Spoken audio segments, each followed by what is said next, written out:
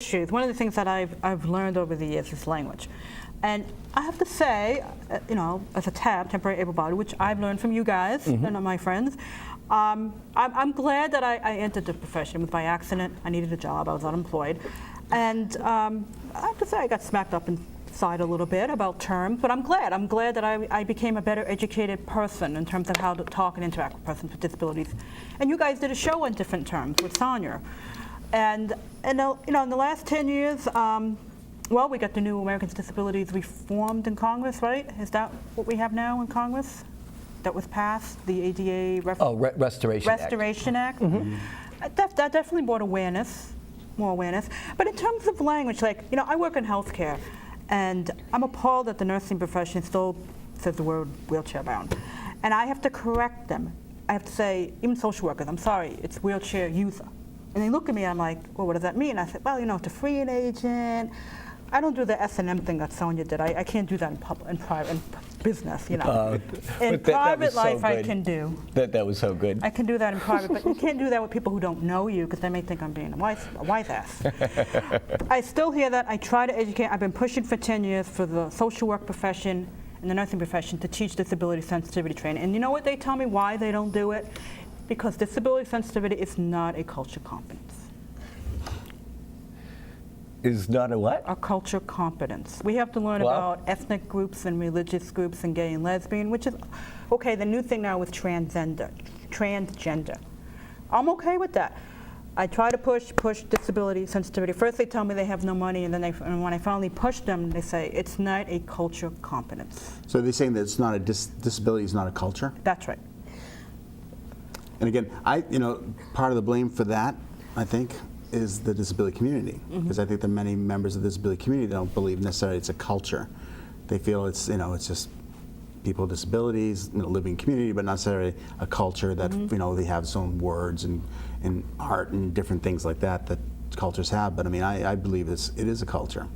It has to be a culture because I don't know how long you've been in your wheelchair or Mike, but this is your life, and you've got to be respected.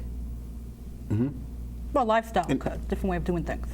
And there's a lot of similarities and a lot of sharing, just like other cultures have. And a lot of, again, we come up like TAB is a perfect example of a norm that, again, just words that we use within our own community, about people with disabilities. And the wheelchair one is a perfect one, a wheelchair bound. I mean, people use a wheelchair. A wheelchair is a tool.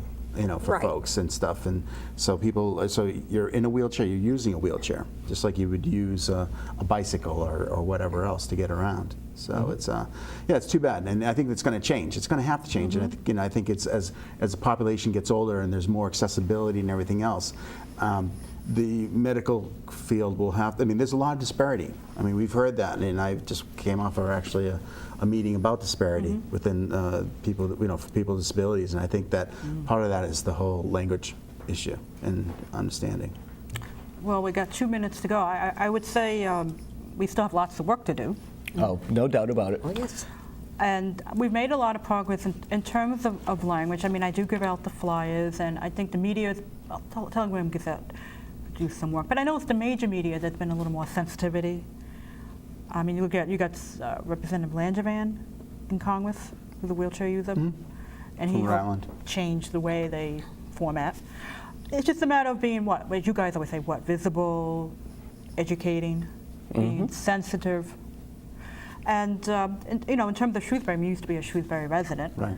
I would say from 10 years, I'm still a pain in the ass to them. I think you are, and thank goodness.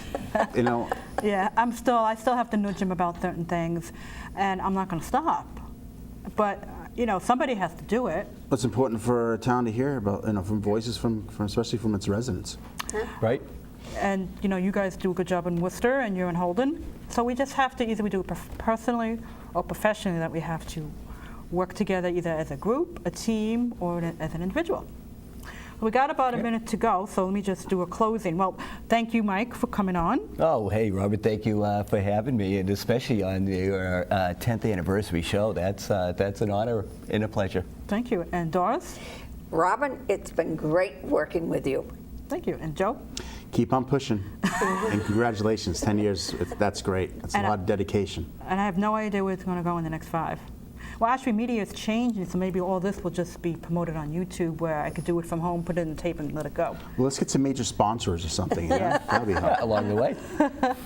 Well, this has been the 10th anniversary show of Millichat. I thank my co-host Doris and my guests Mike Kennedy and Joe Belair for coming, and Tyler for directing.